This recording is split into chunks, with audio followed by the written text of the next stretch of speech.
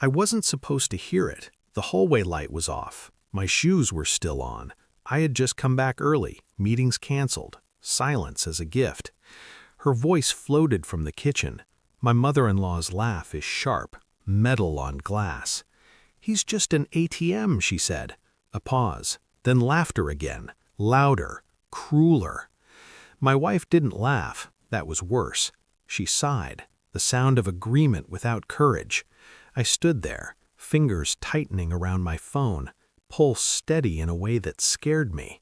When your heart doesn't race, it means something inside has already died. "Just be careful," my wife said. "He's not stupid." That was when my breath stopped. Not stupid, not husband, not father, just a risk variable. I stepped back silently, shoes off, door closed. I sat in the dark living room and stared at the reflection of myself in the TV screen. A man who thought loyalty was mutual. A man who funded vacations, renovations, reputations. An ATM doesn't blink. It doesn't listen. That night, I didn't sleep. I calculated. In the following days, nothing changed. That was the most disturbing part. Breakfasts were warm. Kisses landed on my cheek. My daughter climbed onto my lap and asked about school projects. Normalcy is the best disguise betrayal has.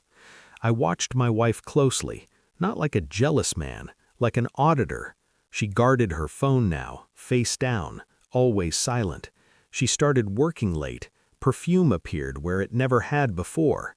And her mother, always watching me, measuring, as if wondering when the machine would malfunction.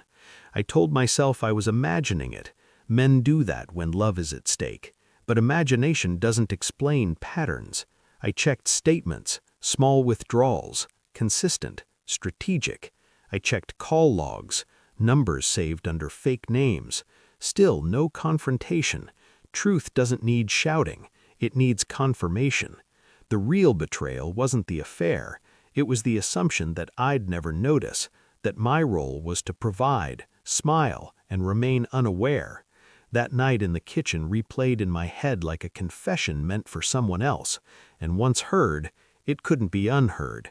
I moved quietly, credit cards first, limits adjusted, spending alerts activated, then data, messages retrieved, cloud backups forgotten by careless people who think love makes them invisible. I hired no investigator. I didn't need one. I watched timing. Her smiles arrived seconds after messages were sent. Her arguments coincided with transfers. There was a man, of course there was, younger, ambitious, broke, the kind who mistakes proximity to money for power.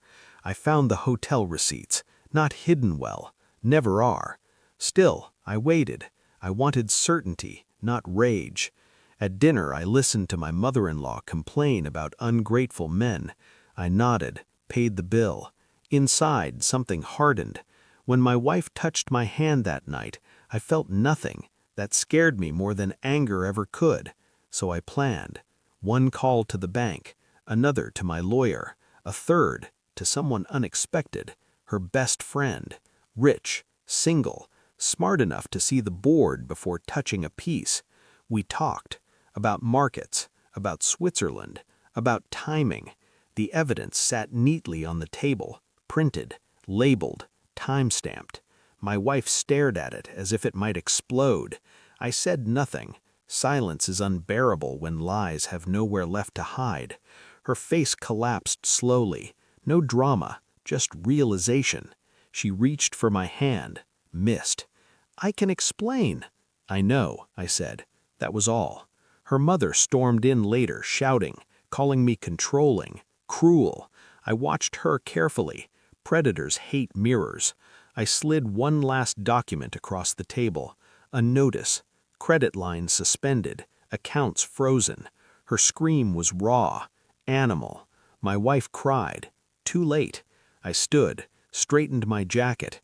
"I heard you," I said to her mother. "In the kitchen."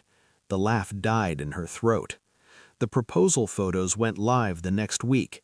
Lake Geneva, glass walls, snow like silence. Her best friend on my arm, smiling, not triumphantly, but knowingly. My phone rang. Once, twice, 71 times. I didn't answer. Instead, I sent a single message. If you want to join Thanksgiving, come wash the dishes. My daughter-in-law's voice message arrived seconds later, screaming, demanding, insulting. I replied with one word: enjoy. They saw the villa, the contracts, the restructuring. Assets move quickly when you own the board. Now they work for me, consultants, assistants, silent. Power doesn't shout, it reallocates. I don't hate them. Hatred requires attachment. What I feel is cleaner than that. Distance. Sometimes at night I think about the man I was, the one who stood in the dark hallway believing love was protection. He was wrong. Love is leverage, and I finally learned how to use it. The silence here is expensive and worth every cent. I pour a drink, look out at the mountains. ATMs don't get revenge. Men do.